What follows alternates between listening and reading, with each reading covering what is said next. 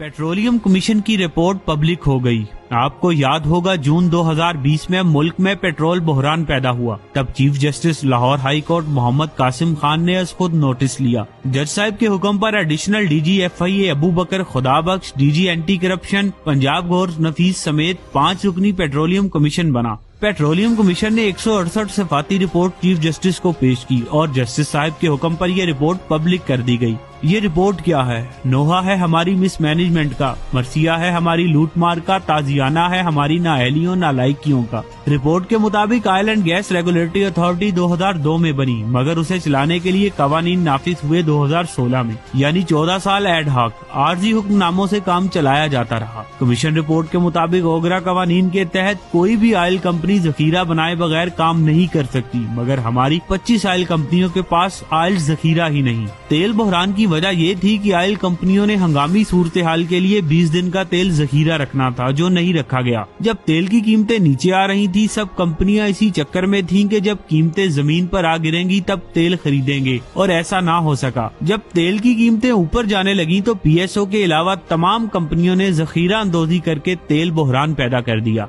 जो कुछ भी गलत हो रहा था उसे ओगरा ने रोकना था, मगर ओगरा कठपुतली बनी रही। सब कुछ वजारत पेट्रोलियम पर डालती रही और वजारत पेट्रोलियम सब कुछ ओगरा पर डालती रही। अवाम लुटते रहे, मुल्क का नुकसान होता रहा और ऑयल कंपनियां धड़ाधड़ माल बनाती रहीं। पेट्रोलियम कमीशन रिपोर्ट के मुताबिक 2002 में यहाँ 4 ऑयल कंपनियां थीं। आज 66 हैं और मजे की बात, कागजों में सब ऑयल कंपनियां खसारे में हैं। जी हाँ, ऐसा कारोबार जो 18 वर्षों में 4 कंपनियों से 66 कंपनियों तक जा पहुँचा, खसारे में है। अब 66 कंपनियां ही खसारे में हों तो बेचारी ये कंपनियां टैक्स भी नहीं दे पाती होंगी। अंदाजा लगाइए, हमसे 10 गुना बड़े भारत में सिर्फ 7 ऑयल कंपनियां, श्रीलंका में 3, बांग्लादेश में 6, जबकि हमारे यहाँ ये कारोबार इतना मुनाफा बख्श है कि 66 कंपनियां, मगर कागजों में सब की सब खसारे में। ये ऑयल कंपनियां किन की? बल्कि ये कहना दुरुस्त है कि मुल्क का कोई शोबा ऐसा नहीं बचा जिसके बड़े की ऑयल कंपनी ना हो। सब महमूद और याद एक सफ में खड़े हैं। पेट्रोलियम कमीशन रिपोर्ट बताए कि ऑयल कंपनियां मुल्क को कौम को सालाना 250 अरब का टीका लगाती हैं। आगे सुनिए, डीजी ऑयल इंजीनियर या तेल एक्सपर्ट होना चाहिए, लेकिन हमारा डीजी ऑयल डंगर डॉक्टर,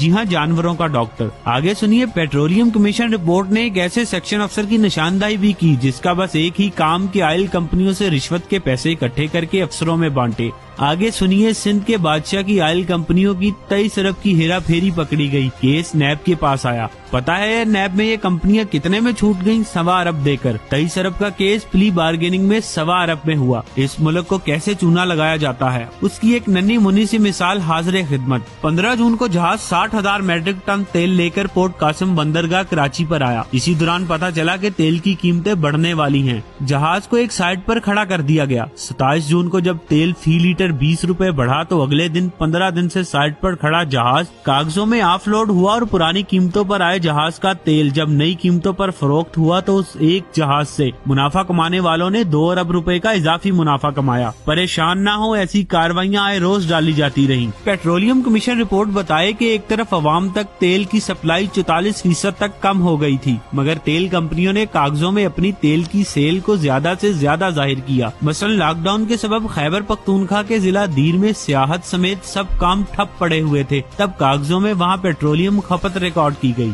गुजरात में एक पेट्रोल पंप पर 3 मिलियन की डिलीवरी दिखाई गई, जबकि वहाँ पेट्रोलियम जखीरा करने की गुंजाइश सिर्फ 31,000 लीटर है। कागजों में इस शोबदेबाजी के जरिए करोड़ों के फायदे उठाए गए। पेट्रोलियम कमीशन रिपोर्ट के मुताबिक तमाम बड़ी ऑयल कंपनियां ओगरा कवानीन के बरक्स मुसलसल जखीरा अंदोजी कर रही हैं। ओगरा ने उन्हें जखीरा करने के जितने आउटलेट्स की इजाजत दी हुई है, कई के आउटलेट्स इससे कहीं ज्यादा हैं। जैसे एक बड़ी ऑयल कंपनी को तेल जखीरा करने के लिए 70 आउटलेट्स की इजाजत दी गई, लेकिन इसके पास 600 आउटलेट्स हैं।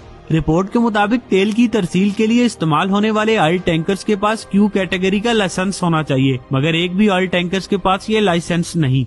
168 सिफाती रिपोर्ट के ये चंद टोटे। रिपोर्ट पढ़ें, दिल टोटे टोटे हो जाए। कैसा मुल्क, इट पुटो थलो एक नवी करप्शन कहानी। अब यहाँ वही ईमानदार रह गया है जिसे मौका नहीं मिला। अभी तंबाकू माफिया पूरी तरह बेनकाब नहीं हो पाया। दवाइयों वाले घपलाबाजों को सजाएं नहीं मिल पाई। आटा गंदम वालों पर हाथ नहीं डाला जा सका। चीनी स्कैंडल में 2-4 पर्चों के अलावा कुछ भी नहीं हो पाया कि ये पेट्रोलियम कमीशन रिपोर्ट आ गई।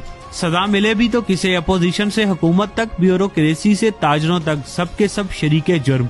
ये भी देखा गया कि पकड़ने वाले ही मुल्जिम या मुल्जिमान के पुश्तपनाह। खुदा का शुक्र निजी बिजली घर डाकों का मामला किसी सिरे चढ़ रहा है। निजी बिजली घर कंपनियों से बेहतर नरखों पर 1.5 दर्जन के करीब नए मुआहदे हो गए। बाकी मुआहदे भी हो गए तो अरबों खरबों की बचत होगी, गर्दिशी कर्जों में कमी आएगी। बहरहाल अगर फुर्सत मिली तो पेट्रोलियम कमीशन रिपोर्ट जरूर पढ़ें। बहुत जरूरी है कि मुल्क की जड़ें खोखली करने वाले बेशर्म बेहया किरदारों को आप भी जान पहचान सकें।